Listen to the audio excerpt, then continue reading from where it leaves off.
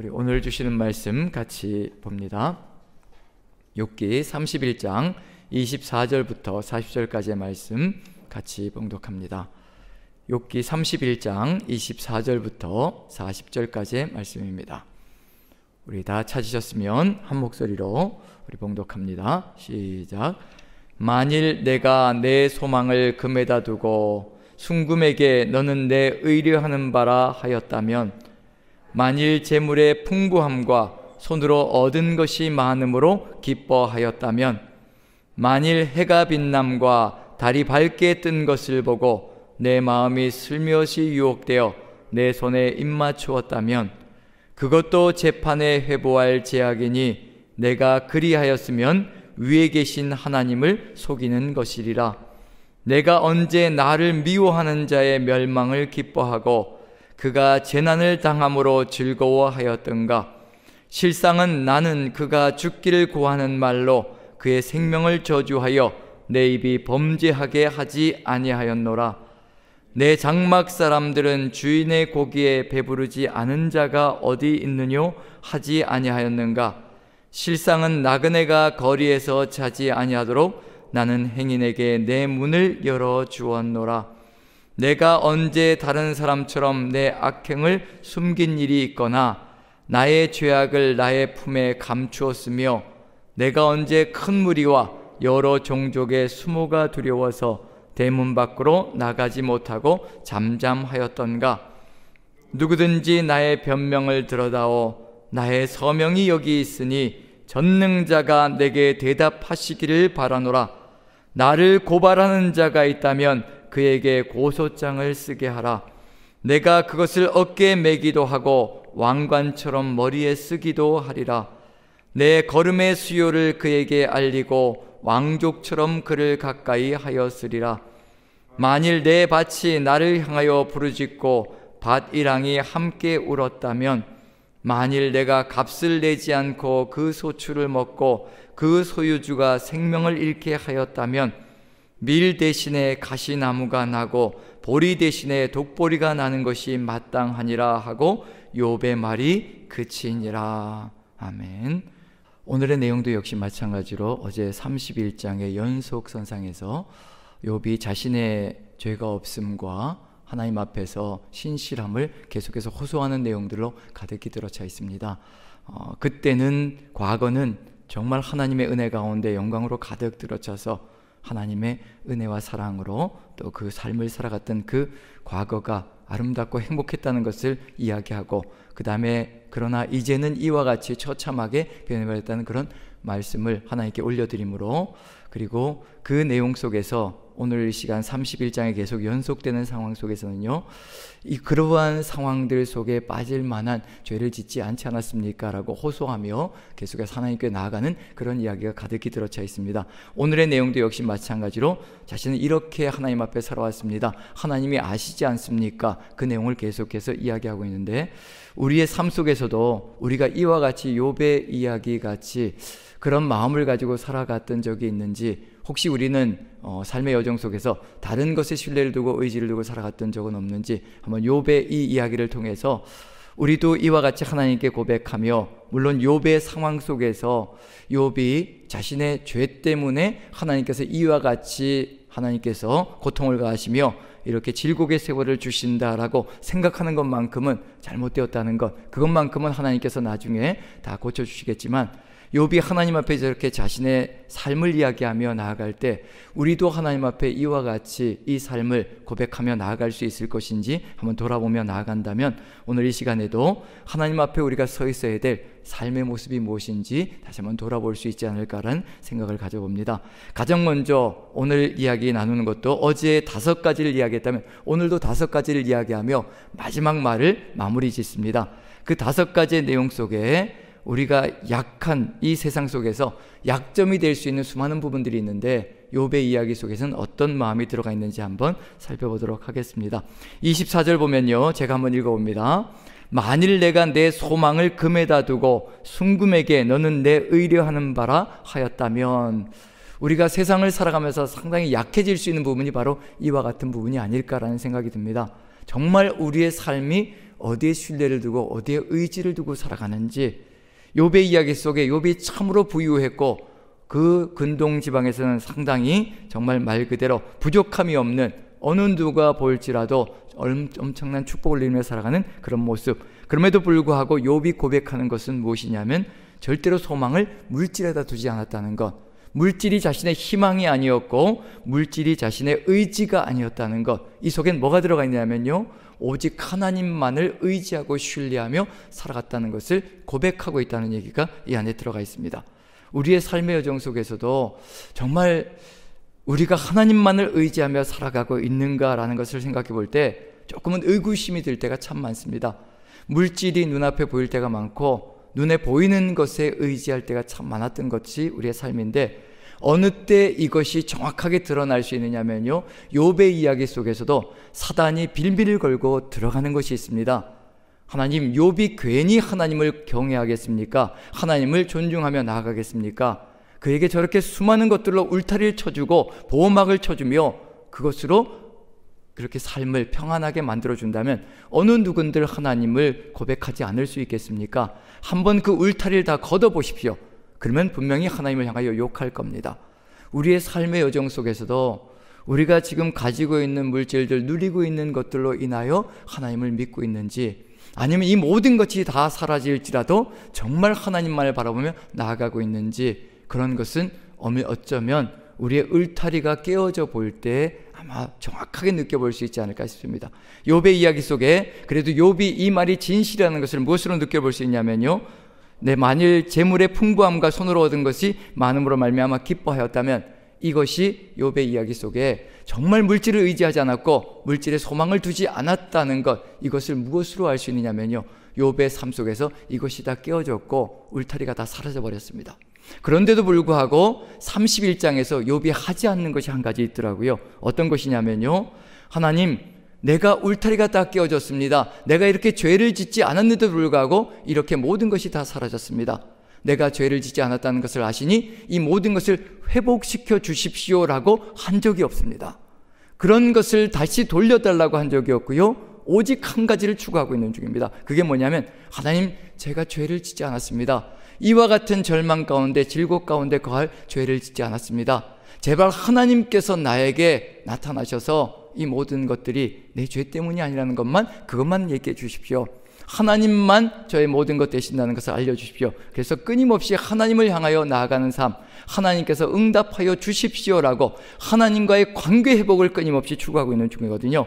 이 얘기 속에 뭐가 들어가냐면 하나님만 계시면 된다는 것을 의미한다는 점에서 욥의 신앙이 무엇인가를 알 수 있다는 생각이 듭니다. 하나님을 찾고 있는 중입니다. 물질을 찾고 있는 것이 아니고 자신이 누렸던 것을 회복시켜 달라는 것이 아니라 오직 살아계신 하나님께서 나타나셔서 응답하여 주시고 자신의 죄 때문이 아니라는 것, 그것 한 가지만 하나님 신원하여 주시옵소서라고 끊임없이 하나님께로 나아가고 있는 중입니다. 그런 점에서 욥의 이 말이 얼마나 진실한 것인가를 느껴볼 수 있지 않을까 하는 생각이 듭니다. 그래서 욥의 이 말이 진실한 것이 무엇과 연결되느냐면요, 그 다음 부분과 연결됩니다. 이것과 연결되어져서 우리의 삶과도 한번 연결시켜서 나아가면 좋을 것 같습니다. 26절, 27절 한번 같이 읽어볼까요? 두 절 같이 시작. 만일 해가 빛남과 달이 밝게 뜬 것을 보고 내 마음이 슬며시 유혹되어 내 손에 입맞추었다면, 이 내용 속에 들어가 있는 게 뭐냐면 해와 달에 대한 이야기가 들어가 있습니다. 그 당시에 고대 근동에 어떤 나라일지라도요, 해와 달을 숭배하지 않는 나라들이 없었다 할 정도로 해와 달은 숭배 대상이었습니다. 즉 이 이야기 속에 무슨 이야기가 들어가 있느냐면요, 나는 해와 달을 숭배하지 않았습니다. 즉 우상을 숭배하지 않았습니다. 하나님 이외의 것은 절대로 바라보지 않았고 따라가지 않았다는 것을 이야기하고 있는 중입니다. 여기서 내 마음이 슬며시 유혹되어 내 손에 입맞추었다면, 아마 해와 달을 보면서 해와 달에게 입을 맞출 수는 없으니까요, 아마 손으로 손짓하면서 뭔가 해와 달에게 숭배하는 의식이 있었을 것이라고 추정되어집니다. 이 바알의 이야기 속에 들어가 있는 내용이 뭐냐면 열왕기상 19장에 보면 엘리야 선지자가 지금 나밖에 남지 않았습니다. 하나님을 믿는 사람이, 여호와 하나님을 따라가는 사람이 다 사라지고 나밖에 남지 않았습니다. 그때 하나님께서 이런 말씀을 해주시죠. 내가 바알에게 무릎 꿇지 아니하고 바알에게 입맞추지 아니한 7,000명을 남겨두셨다라고 얘기를 합니다. 여기서 우상에게 무릎 꿇지 않고 우상에게 입 맞추지 않았다. 즉 입 맞추지 않았다는 것은 바로 교제하는 것을 의미하는 겁니다. 실제로 바알 신상에게 입 맞췄을 수도 있고요, 그 바알 신과 더불어서 교제하면서 나아갔던 삶, 그 이야기, 그 삶을 살아가지 않았던 사람을 7,000명을 남겨두었다. 여기서도 역시 마찬가지로 해와 달이, 그리고 해와 달을 보면서 유혹되어서 내 손에 입 맞추지 않았다는 얘기 뭐냐면 그런 우상들과 교제하지 않았고 그런 삶을 살아가지 않았다는 것을 이야기하고 있는 중입니다. 만약에 그런 우상을 숭배했다면 하나님께서 바라보시고 이것은 재판에 해부할 죄악이니 하나님을 속이는 것이니 이것처럼 치명적인 것이 없다, 우상을 절대 숭배한 적이 없다라고 이야기를 합니다. 자, 그럼 여기서 분명히 한번 살펴봐야 될 게 뭐냐면요, 우상을 숭배하는 것이 무엇이 그렇게 문제가 될 것인가, 누누이 우리가 같이 우상에 대한 것을 이야기해 봤는데요, 분명히 예언자들이 선포하기를 이렇게 선포합니다.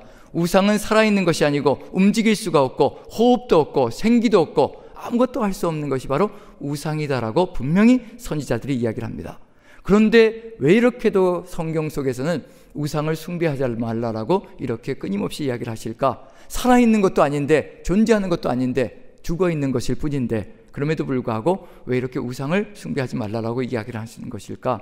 아마 금송아지 숭배 사건과 연결시켜보면 정말 그 치명적인 죄악이 무엇인지 느껴볼 수 있지 않을까 싶습니다.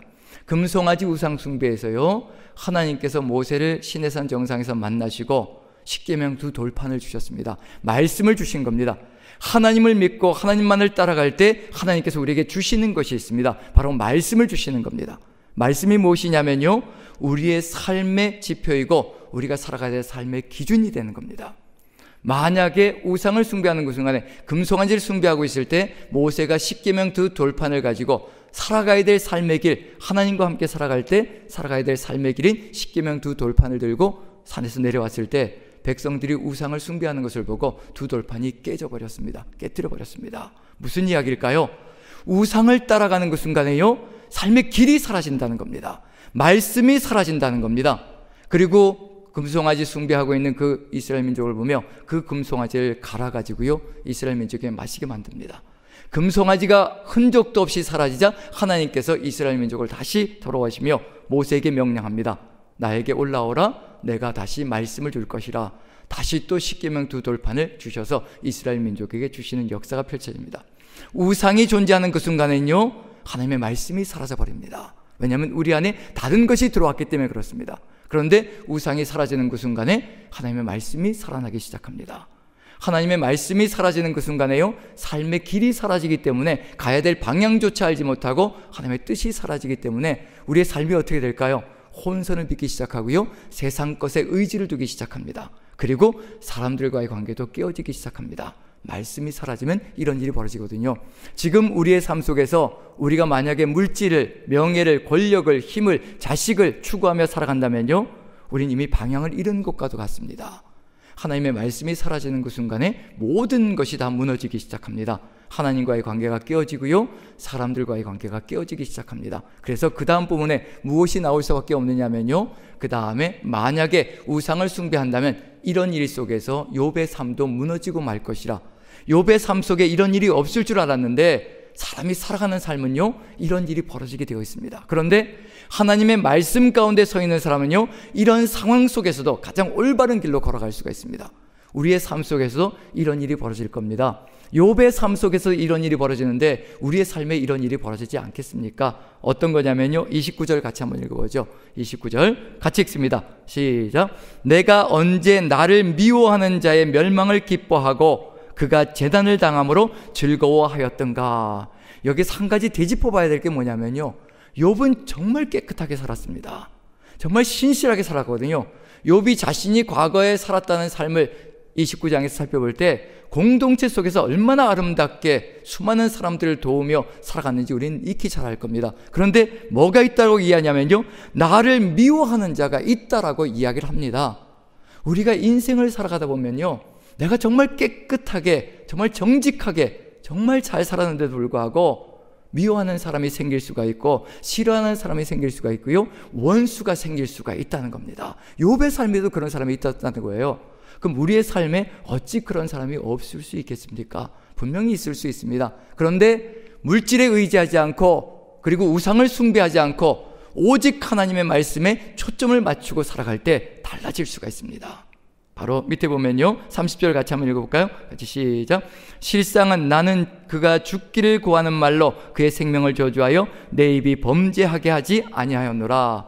어떤 때 이런 일이 벌어질까요? 범죄하지 않을 수 있는 것, 그 미워하는 사람을, 그 원수 같은 존재를 미워하고 저주하며 죽기를 바라고 이러지 않을 수 있는 길이 어디 있을까요? 물질에 의지를 두지 않고 우상을 숭배하지 않을 때 하나님의 말씀에 초점을 맞출 수가 있습니다. 십계명을 비롯해서요, 하나님께서 주신 말씀이 출애굽기에 들어가 있는데 제가 한번 읽어보지요. 출애굽기 23장 4절부터 5절까지 시내산에서 주신 하나님의 말씀입니다. 그 말씀 속에 이런 내용이 들어가 있습니다. 제가 한번 읽어보겠습니다. 내가 만일 내 원수의 길 잃은 소나 나귀를 보거든 반드시 그 사람에게로 돌릴지며, 내가 만일 너를 미워하는 자의 나귀가 짐을 싣고 엎드러짐을 보거든 그것을 버려두지 말고 그것을 도와 그 짐을 부릴지니라. 여기 의도적으로요, 원수와 미워하는 자라는 단어가 들어가 있습니다. 내 원수의 길 잃은 소나 나귀를 보거든 반드시 그 사람에게 도로 돌려줘야 한다. 찾아서 너에게 보관하고 있다가 원수일지라도 찾아가서 너의 나귀가 길을 잃고 있더라, 광야에서 길을 잃고 있더라, 만약에 밤까지 놔뒀다간 야생 짐승들에게 잡혀서 먹히게 생겨서 내가 이렇게 다시 찾아서 너에게 돌려준다. 원수에게도 가서 그렇게 친절을 베풀라고 이야기하시는 겁니다. 이게 하나님의 말씀 속에 들어가 있는 겁니다. 이 하나님의 말씀을 따라가면요, 우린 원수와도 미워하는 자와도 바른 관계를 가지고 설사 끝까지 나를 미워할지라도, 나의 원수가 되어질지라도 우린 이 하나님의 말씀을 가지고 늘 하나님의 뜻을 받들어서 살아갈 수 있는 길을 열어갈 수 있다는 얘기거든요. 여기서 보면 만일 내가 너를 미워하는 자의 나귀가 짐을 싣고 엎드러짐을 보거든 그것을 버려두지 말고 그것을 도와 그 짐을 부릴지니라. 미워하는 자, 정말 원수 같은 존재의 나귀가 저쪽에 짐을 많이 싣고 엎드러져 있고, 나를 미워하는 그 사람은 거기에서 전전긍긍 어찌할 바를 모르고 있고, 안 그러면 나귀가 짐에 깔려서 죽게 생겼고, 그런데 나는 멀찌감치 보고 있고, 그리고 나를 미워하는 자는 나를 보지 못했고, 이런 경우에 우리는 어떤 삶을 살아갈까? 하나님의 말씀은요, 못 본 척하고 가지 말라는 겁니다. 나를 미워하는 자가 나를 못 보아서 내가 그냥 스쳐 지나가는지 모를지라도 그리하지 말고 네가 보았으니 가서 최선을 다해서 도와주라는 말씀을 주십니다. 이게 우리 하나님의 마음입니다. 원수 같은 존재일지라도 미워하는 자일지라도 이와 같이 우리의 마음을 하나님의 마음에 초점을 맞춰서 살아가는 삶, 그 삶이 이루어질 때 공동체가 조금 더 나아질 것이라는 것, 그런 점에서 원수에 대하여서도 욥은 이와 같이 하나님의 말씀을 따라서 살아갔다는 것을 이야기하고 있는 중입니다. 그 다음에 보시면요, 그 다음에는 원수들을 넘어서서 이젠 나그네, 알지 못하는 사람들까지도 좀 하나님의 뜻 가운데 이끌어간다는 거. 32절 같이 한번 읽어보죠. 32절 같이 시작. 실상은 나그네가 거리에서 자지 아니하도록 나는 행인에게 내 문을 열어주었노라. 남 모르는 사람들에게까지 친절을 베풀며 사랑을 베풀며 하나님의 은혜와 공의를 나누는 삶을 살아갔다는 것, 그것을 이야기하고 있는 중입니다. 지금 우리 시대에도 필요한 것이 이와 같은 일들인데, 그런데 굉장히 우리 시대에도 어려움이 있지요. 나그네 알지 못하는 사람들에게 집을 개방하는 것, 이것은 정말 말 그대로 정말 쉽지 않은 일 속에 포함됩니다.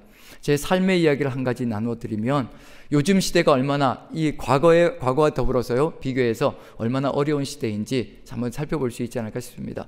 요즘 학교에서 가르치는 것도 그렇고, 그리고 교회에서도 마찬가지일 것 같습니다. 낯선 사람이 와서 초인종을 누를 때 절대로 열어주어서는 안 된다. 저희들도 한국에 돌아왔을 때, 유학생활 마치고 한국에 돌아왔을 때 그런 교육들이 이루어지고 있더라고요. 그래서 아이들에게 저희도 교육을 시켰거든요. 집안이 이제 허술하니까 아이들에게 교육시킨 게, 낯선 사람이 오면 절대로 문을 열어주지 마라. 너희들끼리 있을 땐 절대 문을 열어주지 마라. 그런 이야기를 했거든요. 그랬더니 아이들이 그걸 잘 지켜서 이제 바로 앞집에 분이 와가지고 뭘 주시려고 이제 집에 와서 이제 문을 두드린 거예요. 근데 아이들이 그걸 열어주지 말라고 교육을 받았으니까 끝까지 안 열어준 거예요. 끝까지. 앞집에 있는 사람이다, 괜찮다, 우리 이렇게 친절하게 얘기를 하는데도 끝까지 안 열어준 거예요. 근데 그 앞집 사는 분이 저희들을 만나서 하신 말씀이 이런 말씀이었습니다. 아이들 교육을 참 잘 시켰더라고요. 그런 얘기를 하시는 거예요. 문을 끝까지 안 열어줬다는 겁니다. 이 시대가, 우리 시대가 바로 이런 시대가 되었습니다. 나그네가 와서 나그네를 영접해서 정말 극진하게 대접해서 보살피는 게 아니라 언제 어느 때 무슨 범죄가, 묻지마 범죄가 벌어질지 모르는 세상이기 때문에요, 이와 같은 일이 벌어지고 있는 중입니다. 우리가 어떻게 이 세상 속에서 친절을 베풀어야 될 것인가, 욥의 이야기 속에서 구약시대와 더불어서 우리가 살펴본다면요, 지금 우리 시대에 이와 같은 상황들을 해결해 나갈 수 있는 것은 딱 한 가지밖에 없을 겁니다. 하나님께서 말씀해 주신 게 있습니다. 모든 사람들이, 이 세상 모든 사람들이 여호와가 누구이신 줄 알 때, 이 세상 사람들이 여호와의 이름을 알고 여호와가 누구이신 줄 알 때, 여호와 이름이 온 세상에 가득 들어찰 때, 무슨 얘기냐면요, 물이 바다를 덮은 같이 여호와를 아는 지식이 온 세상에 가득 찰 때 나의 성산에서 해함도 없고 상함도 없는 세상이 만들어질 것이라. 그것밖에 없습니다. 답이 없습니다. 욥이 살아갔던 삶이 그런 삶이라는 얘기거든요. 정말 공동체 속에서 최선을 다해서 하나님의 뜻을 이루어가며 하나님의 마음을 따라서 그 법을 지키며 살아가며 공동체를 아름답게 하나님의 마음으로 이끌어 나갈 때 공동체가 아름답게 살아갈 수 있는 삶이 열려진다는 것. 지금 우리에게도 필요한 것이 있다면요, 한 가지일 겁니다. 우리가 빨리 하나님의 이름을 세상 속에 증거함으로 말미암아 하나님의 역사가 온 세상을 가득히 덮을 때 해함도 없고 상함도 없는 역사가 펼쳐질 것이라는 것. 그래서 전도가 그렇게 중요하고 선교가 그렇게 중요하다는 겁니다. 우리 입술의 증언이 이 세상 속에 하나님의 사랑을 증거하는 것이 되어서요, 하나님의 뜻이 이루어진다면 우리는 조금씩 더 이 세상을 아름다운 세상으로 만들어가며 모두가 서로 마음을 열고 하나 되어 살아가는 세상을 이루어갈 것이라는 것. 그것은 하나님을 아는 지식이 온 세상에 가득 찰 때 가능해질 겁니다. 그것을 마음에 새긴다면 우리가 이루어가야 될 세상이 무엇인지, 예배와 증거의 사명이 얼마나 소중한 것인지 한번 느껴볼 수 있지 않을까 하는 생각이 듭니다. 그리고 욥이 이야기하는 자신의 마지막 정말 하나님 앞에서의 올바른 삶, 그걸 얘기하는데요, 33절 34절입니다 마지막으로 한번 읽어보죠. 33절 34절 같이 읽습니다. 시작.